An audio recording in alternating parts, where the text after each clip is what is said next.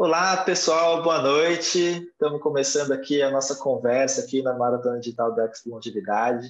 Tenho um prazer muito grande de estar aqui com a Dani Botaro. Ela é líder de diversidade e inclusão na Oracle para a América Latina. E a gente vai estar conversando aqui sobre profissões do futuro para sêniors. Acho que é um assunto muito legal de estar debatendo em qualquer oportunidade possível. E estar tendo a oportunidade de estar debatendo esse assunto com a Dani é muito mais especial, né? Quando a gente fala de profissões do futuro, a gente está pensando em como desenhar novas posições que vão colocar os talentos de diferentes grupos de pessoas que podem estar invisíveis para a sociedade para dentro das empresas, né? Então, ter a Dani conversando aqui com a gente sobre isso é muito bacana, e também é muito bacana ter a Dani como uma parceira nossa, né? Aqui, aliás, deixa eu me apresentar, né? Eu sou o Ricardo Seara, sou líder de talentos na Labora, e a gente conseguiu desenhar um programa inédito no Brasil, em que a gente trouxe uma oportunidade de desenvolvimento profissional para 500 sêniors na área de tecnologia. A Dani foi aí uma champion desse processo, estava com a gente desenhando, trouxe aí toda a experiência dela no assunto para ajudar a gente a desenhar esse programa. E a gente já está tendo uns resultados muito bacanas, a gente vai compartilhando aqui com vocês, mas eu queria começar, né, chamando a Dani aqui para falar para você. O que você entende por profissão do futuro? Olá, Ricardo. Olá, pessoal. Tudo bem? Muito obrigada pela oportunidade de falar sobre esse tema que é apaixonante, dá o coração quentinho aqui desse projeto super bacana que a gente conseguiu fazer junto com a Labora. É engraçado falar de profissão do futuro, né? Então, por exemplo, eu sou líder de diversidade e inclusão e não era criança, e alguém me perguntava o que você vai ser quando crescer, eu dizia que ia ser líder de diversidade e inclusão, porque isso nem existia. Então, quando a gente fala de profissões do futuro, a gente já faz algumas previsões e algumas predições sobre o que pode acontecer, mas ninguém sabe ao certo como o mundo, né? A gente acabou de passar aí, estamos atravessando um cenário totalmente novo de pandemia, de home office, de trabalho remoto, de inclusão, de exclusão de profissionais. Então, eu acho que é muito difícil você se pautar nessas previsões, mas tem várias coisas que podem nos ajudar a pensar como caminhos possíveis de segunda carreira, de volta ao mercado, enfim. Acho que hoje os sêniors, do que eu entendo, muitas vezes acabam virando consultores na área que são especialistas, ou empreendedores, criam seu próprio negócio, acabam se especializando em cuidar, né? Pegam uma reserva de dinheiro, alguma coisa, trabalham com isso, ou são mentores de algumas pessoas, enfim. Mas a gente sabe que tem muitas pessoas aí, e a gente está falando de 50 anos de idade, né? Daqui a pouquinho eu tô chegando lá, então, assim, pessoas que têm muito conhecimento, que têm muita capacidade, que têm muita energia e que quer continuar fazendo é, aportando muitas ideias, trazendo inovação para as empresas onde trabalham. Então, a gente está falando de profissões, desde o ponto de vista que eu tenho, profissões que vão envolver tecnologia, obviamente, porque a gente vai fazer um casamento da demanda, né? A gente acabou de ver aí na quarentena quantos empregos foram perdidos, mas quantos foram criados através da tecnologia.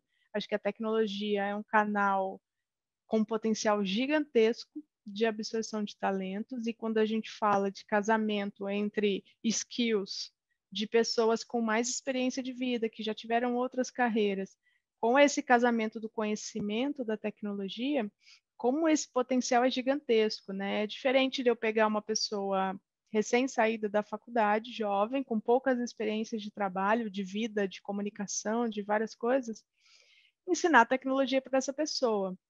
Talvez ela aprenda até mais rápido, absorva os conceitos de tecnologia, mas cadê a outra parte? Então, por exemplo, se a gente vai desenhar uma conversa de chatbot, que é um dos exemplos que a gente sempre dá, né? Aqueles robozinhos que ninguém gosta muito de conversar porque a conversa é super sem graça e mecânica, né? Você fala transferência, ele fala transparência, ele não entende o que você fala, e é muito chata a conversa. Então, se eu pegasse um profissional ou uma profissional aí com os skills, experiências profissionais, com o skill que ela tem de comunicação, juntasse o conhecimento de tecnologia, será que ela não teria potencial de fazer uma conversa mais atrativa para quem está usando aquele site ou aquele aplicativo? Então, acho que a tecnologia é uma ferramenta, e eu vejo exemplos muito claros de quanto hoje, cada vez mais com redes sociais, com essa questão da transparência, o atendimento ao cliente ele tem virado o ponto principal de uma empresa hoje, né? Então, a excelência na maneira de atender o cliente, para o cliente voltar, para ele falar bem da sua marca nas redes sociais, para ele continuar comprando o seu produto, para ele fazer um review positivo, né? Uma avaliação positiva do seu serviço ou do seu produto nas redes sociais ou no próprio site onde ele pode comprar, o quanto esse atendimento com o cliente, ele está muito conectado com a experiência de uma pessoa sênior, com a experiência de uma pessoa que já lidou com diferentes públicos, que já desenvolveu skills de comunicação, né, de gestão de conflitos, de como pode atender bem. Então, eu acho que a tecnologia e o atendimento ao cliente podem ser duas áreas muito promissoras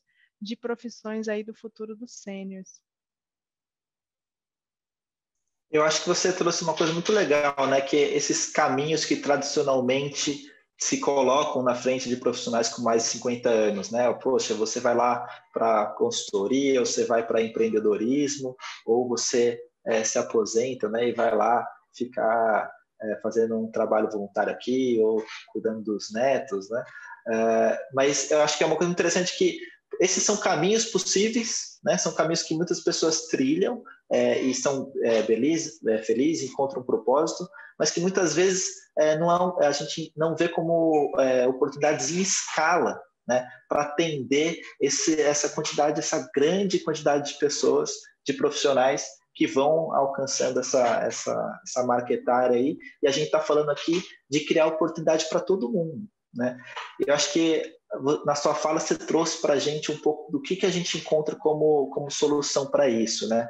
É claro que é muito importante ainda, o mercado de trabalho busca muitas carreiras eminentemente técnicas, mas a gente tem nesses profissionais um conjunto de experiências, né, que acabam preparando elas para ter competências socioemocionais que vão atender esses desafios de mercado. Então, a Labora está muito de olho nisso, né, em como desenvolver esses skills, é uma coisa que a gente está sempre atento aqui. Eu, como liderando essa área, estou sempre muito mão na massa, criando esses programas de desenvolvimento, mas a gente também se colocou o desafio, né, porque a gente quer sempre se desafiar aqui também, mas espera aí, se a gente trazer a oportunidade de uma segunda carreira que precise sim de competências eminentemente técnicas, né? Quando a gente fala de tecnologia, quando a gente fala de desenvolvimento de software, quando a gente fala de UX, de metodologias ágeis, são sim carreiras que dependem de um profissional bem preparado, qualificado para isso, e a gente topou o desafio de falar assim, não, peraí, pessoas que a gente fala tanto do aprendizagem para a vida toda, né? Vamos colocar isso na prática, vamos encontrar esses seniors aí que estão a fim de continuar aprendendo e estão a fim de desenvolver uma segunda carreira em tecnologia, tendo tido uma primeira carreira em tecnologia ou não, né? E daí a gente criou aí o programa Seniors Digitais e estamos experimentando. Para você, como é que foi participar aí da criação desse programa, Dani? Olha, a gente chegou, discutiu tanto, né? Falou tanto sobre como a gente conseguiria desenhar um programa que fosse interessante para os sêniors e que também não fosse um bicho de sete cabeças, né? Para pessoas que estão começando o primeiro contato ali com a tecnologia. E hoje, Ricardo, se você pensar, todos nós somos profissionais de tecnologia, né? O tempo todo, a gente está aqui conectado através de uma plataforma, a gente tem que lidar o dia inteiro com coisas de tecnologia. Então, como a gente o tempo todo, né, trabalhando ali com a tecnologia, está nas nossas mãos, está na mão das crianças. Quando a gente fala de tecnologia, hoje ela pode ser uma ferramenta muito poderosa para tudo, para a sua vida como um todo. Para a empregabilidade, então, nem se fala, né? Antigamente, nos currículos lá estava inglês. Hoje, e eu não acho que vai demorar muito para chegar nisso, é que linguagens de programação você conhece, né? Não que você vai programar para trabalhar no RH, ou para trabalhar em finanças, ou para trabalhar em qualquer área da empresa, mas você precisa entender daquela tecnologia, você precisa ter conhecimentos básicos daquela tecnologia para, alinhado a outros conhecimentos, seja de marketing, seja de gestão de pessoas, seja de metodologias ágeis, criar projetos e saber o que é permitido criar ou não através de uma ferramenta de tecnologia. Então, quando eu vejo essa conexão entre a experiência anterior, seja de tecnologia ou não, porque também hoje a gente sabe que os conhecimentos em tecnologia vão ficando obsoletos muito rápido, né? Hoje a gente sabe que o volume de informação, de conhecimento. Outro dia eu vi uma palestra e estava falando que um médico ou uma médica hoje, em 4 anos, já está com os conceitos de medicina todos defasados, porque saem novos medicamentos, novas maneiras de fazer exames, novas tecnologias de diagnóstico de algumas doenças, e se os médicos não se reciclarem todo ano, eles vão a cada ano perdendo 25% daquele conhecimento que tinham. Você imagina isso na tecnologia hoje. Então, você falou, pessoas que tiveram uma carreira em tecnologia, pode ajudar?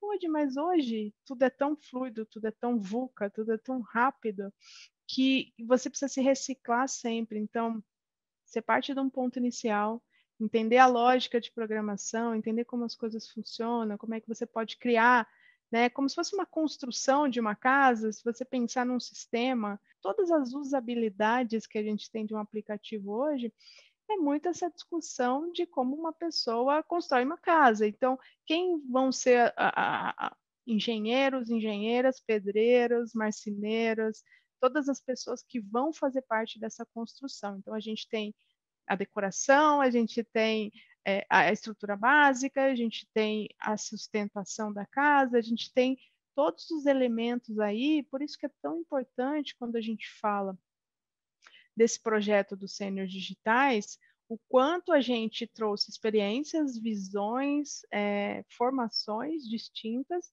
para um grupo de 500 pessoas, né, que vieram de diferentes realidades, para que elas consigam entrar nesse caminho, entenderem ali, não que sejam programadoras amanhã, mas que comecem a trilhar esse caminho de vislumbrar como é que a gente constrói aí uma ferramenta, como é que a gente colabora dentro de um projeto de tecnologia. Então, para a gente foi super bacana, ainda está sendo, porque nós estamos, né, ainda com o programa, e é muito legal a gente, com os nossos vieses, né, lançamos 50 vagas, achando que poucas pessoas se interessariam, foram 1.800 inscritos, aí lançamos 500 vagas, foram mais de quase 5.000 pessoas interessadas em participar do programa. Isso mostra que é uma grande, né, demanda do público 50 a mais, porque também, se a gente consegue atrelar o conhecimento, a experiência desses seniors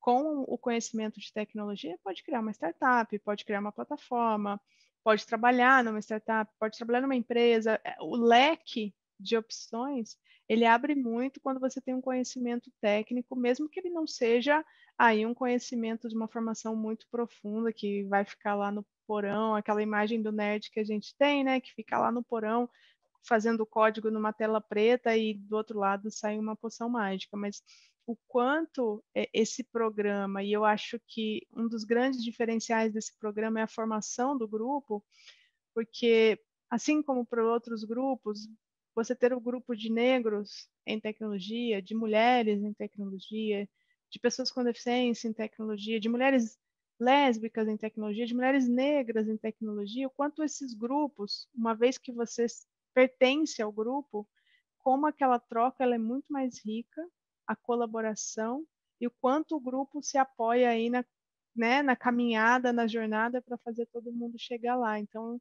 essa experiência foi realmente incrível. Eu acho que isso é uma coisa assim que eu tenho o prazer de acompanhar em primeira mão, que é a gente ver essa comunidade participando desse processo e se apropriando muito desse processo. A gente, acho que foi uma coisa muito legal que você falou, e a gente tinha muita noção disso, que para poder receber um público muito diverso, de diferentes realidades, diferentes lugares do país até, a gente ia precisar de uma plataforma de ensino que desse conta disso, né? Então, a Oracle aí já vinha apoiando, e ela agora entrou nessa de oferecer os nossos programas todos online, para que as pessoas pudessem fazer de forma assíncrona, né? E que daí, tendo acesso à internet, e não precisa de nenhum computador muito especial, não. Só acesso à internet, você já vai lá e consegue fazer esses programas formativos. Então, a gente já sabia que isso era uma porta de entrada muito importante. Mas a gente também entendeu e aprendeu muito com esse grupo que eles formarem uma rede de apoio era essencial, né? Então, a gente acreditou nisso desde o começo. E, para ser honesto, a gente se surpreendeu muito vendo como eles se apropriaram muito do apoio uns aos outros, né? Então, é meio engraçado, assim, a gente colocou lá, criou os fóruns, e eles já começaram a criar encontros, já começaram a criar ali os quase que manuais, né? O passo a passo, você está com essa dúvida, está aqui, faz isso, faz aquilo. Virou um ambiente de trocas, então já nasceram ali também os monitores, né? Que estão ali tirando plantão de dúvida, né? A gente não precisou nem organizar isso, já tinham lá os plantonistas para tirar dúvidas bem técnicas, assim, puxa, fui lá, fiz tal programação, tentei isso, tentei aquilo, não deu certo, como é que eu faço? Estou tendo uma dificuldade aqui no meu trabalho final para concluir, puxa, eu fui por esse caminho, fui por aquele. E, ao mesmo tempo, uma coisa que é muito legal de ver que são os resultados surpreendentes que saem justamente de trabalhar com um público mais maduro, né? Quando você tem um programa formativo desse, você espera que o jovem saia dele com um skill técnico, né? Preparado para o mercado de trabalho, estou pronto para trabalhar. Com esse grupo, o que a gente vê não é ele tendo uma prontidão e esperando, pronto, e agora, o que vai acontecer? Não, são pessoas que têm uma experiência de vida muito longa, já tiveram, podem ter, inclusive, cursado a trilha de empreendedorismo, já abriram empresas, já foram diretores de empresas, já tiveram experiências internacionais. Então, o que eles fazem é pegar o que eles aprenderam e já começam a aplicar. Já começam a criar as plataforminhas deles, criam os sites, criam aplicações que se aproveitam da bagagem deles, né? Eu acho que isso é uma coisa muito legal da gente ver. Muito legal mesmo. A gente tem acompanhado algumas das histórias. Eu acho que, como você falou, é muito diferente de quando nós trabalhamos com grupos mais jovens, né? Quando a gente fala com grupos de pessoas que tiveram menos experiências, a gente sente essa espera pelo que vai acontecer depois, e com um grupo mais sênior, como eles têm toda essa bagagem, né, rolando ali no background, ali na cabeça deles, quando eles juntam isso, é aquela explosão de ideias, e por isso que acho que a inovação,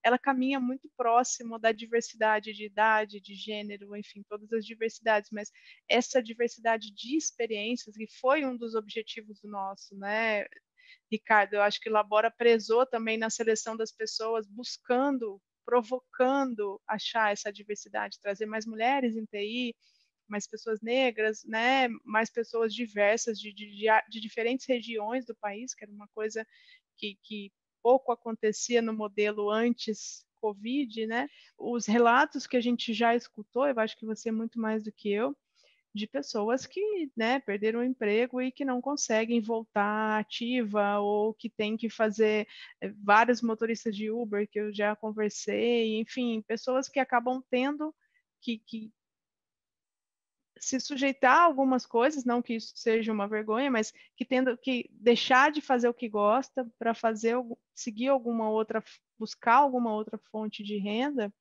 e que isso acaba minando a autoestima, a autoconfiança, né? A pessoa não se sente que está botando todo o potencial dela ali. Então, eu acho que tem muito dessa pegada de trazer essas pessoas de volta para que elas enxerguem essa longevidade de uma maneira positiva, e não mais como um peso, e não mais como uma carga a ser carregada, né?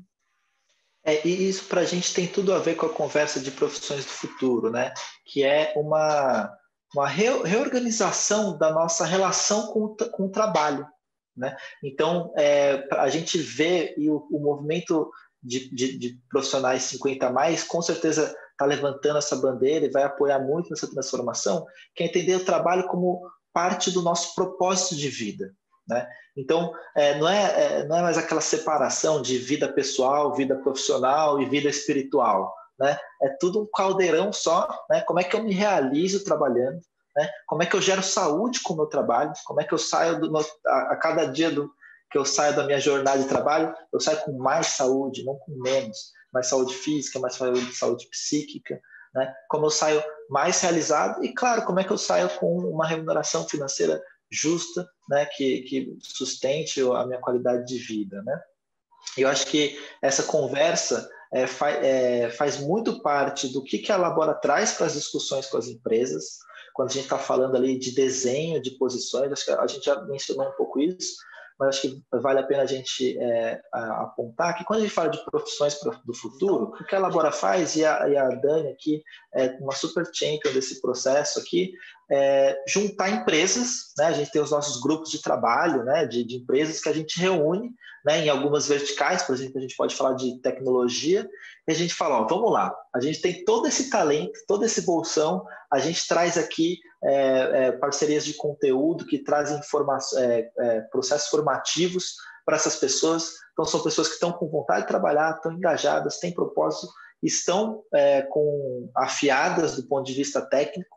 Agora, vamos entender o que são esses novos modelos de trabalho que vão conectar essas pessoas às empresas, né? Então, acho que tem um papel que a gente acaba fazendo, né, de levantar essa bandeira junto às empresas e falar assim, não vamos pegar os nossos processos tradicionais e as nossas vagas tradicionais e tentar colocar uma pessoa ali, né, para representar a diversidade. Então, a gente está falando de transformar, né? E quando a gente fala de transformar a cara da empresa, né, o quadro de pessoas da empresa, a gente tem que começar a olhar para essas posições que são desenhadas para esses grupos, né? Então, acho que você, Dani, que tem aí essa super experiência com diversidade, o que você vê aí, né? Talvez dos últimos tópicos aqui da nossa conversa, né? A gente tem um tempo aqui, não é infinito nosso tempo, infelizmente, mas a gente tem aí,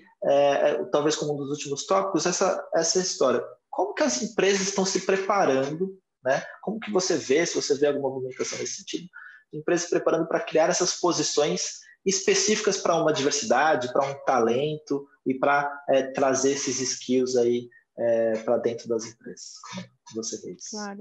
Eu acho que as empresas já vêm desenvolvendo aí alguma estratégia, então o tema de mulheres tem sido bastante discutido, como atrair mais mulheres, como reter, como desenvolver, ter mais mulheres na liderança. A gente está muito no momento agora de inclusão racial, eu acho que todos os fatos que aconteceram esse ano e toda a história, né, da inclusão racial, principalmente no Brasil, onde mais da metade da população é negra, né, se declara preto ou pardo, e como a gente não consegue ver isso representado nas empresas, então acho que tem todo esse caminho ganhando esse grande foco agora.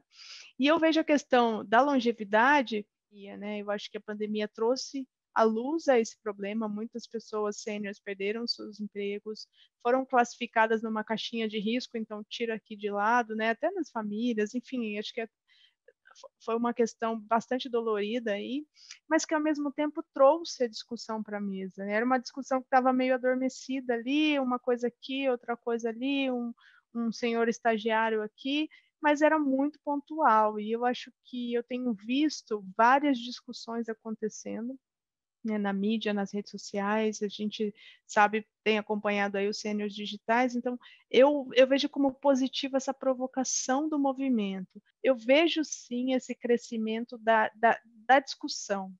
Eu sei que todo o processo de diversidade ele começa aí numa jornada de negação, do tipo, não, a gente não discrimina ninguém, mas depois vai entender que os números não são tão bons quanto poderiam ser. Aí, ok, vamos fazer alguma coisa, né? Então, tá nesse processo de, ok, eu acho que nós temos um problema, porque nós não contratamos pessoas 50 a mais, ou temos as que já estão aqui há 20 anos, e aí é um outro cenário. Eu acho que as empresas que mapearam quem são o seu público-alvo, ou quem são potenciais públicos-alvos novos a serem conquistados, elas estão se preparando, estão estudando o seu cenário para entender como agir no momento que elas estiverem preparadas. Não vejo muitas ações acontecendo, mas eu vejo já uma mexida de cadeira, sabe? Aquela coisa do vamos ter que falar sobre isso, né? E até porque eu acho que a sociedade está, como diz outro dia, uma jornalista estava falando, nós somos os novos envelhecentes, né? Então, como é que a gente cuida dessa sociedade que cada vez vive mais e cada vez é capaz de produzir mais, né? Não é que 60 anos você não tem mais nenhuma conexão neural capaz de criar uma nova ideia, ou que você precise ficar sentado, ou que você precise ir na fisioterapia, enfim, todos aqueles estereótipos que as pessoas criam. Então, eu vejo, sim, esse movimento começando a esquentar a cadeira da liderança nas empresas. Então, Dani, só tenho a agradecer aqui a sua participação comigo aqui nesse painel, né? Acho que estar participando aqui da Maratona Digital está sendo muito legal. Muito obrigado por estar aqui comigo hoje, trocando essas ideias. Só agradeço a oportunidade, espero que as pessoas se conectem comigo pelo LinkedIn, adoro ouvir ideias novas, enfim, cada vez que a gente bate um papo aqui no Labora, eu acabo conhecendo novas pessoas e ouvindo diferentes histórias, o que eu acho bem bacana. E dizer aos sêniores e sênioras que, enfim, sigam aí, não desistam. A tecnologia talvez seja um pouco assustadora no início, a gente está falando de programação e tal, mas é uma ferramenta poderosíssima. Uma vez que vocês quebrem essa barreira de compreender, de entrar de maneira mais profunda, ela pode abrir um mundo de possibilidades e manter aí a cabeça fresca, cheia de ideias novas e trazer inovação, que é o que a gente mais precisa dentro das empresas hoje, né? Se reinventar o tempo todo. Maravilha, Dani, muito obrigado, um beijão, obrigado, pessoal, até uma próxima. Tchau.